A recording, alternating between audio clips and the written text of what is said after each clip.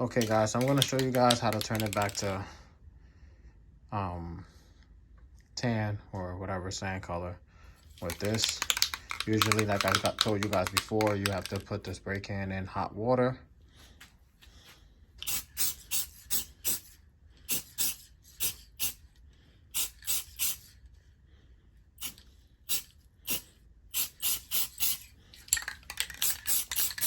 Remember, black is a really strong color, so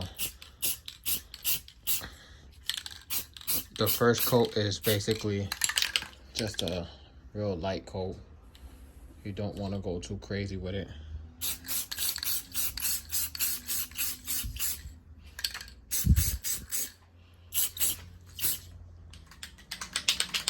There you go, that's the first coat. Something light, obviously you see the streaks, you see some black, but this stuff works. You just have to use it correctly. I'm gonna give it a couple minutes, let it dry up a little bit, and then I'm gonna show you guys what it looks like after the second coat.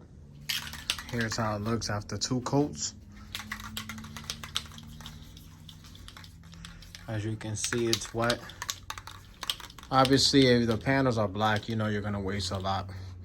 I mean, this is pretty full, but to do an entire car or some of the... I'm gonna just redo all my panels this way they all match, because this is satin, has no gloss to it, but it's the color I want, or the coat closest to the color that I wanted, so that's what I'm gonna stick with. But yeah, guys, it works. I got 2 cans. I'm gonna take some of these other plastics out on the trunk, make sure they all look nice and clean. That's the third coat.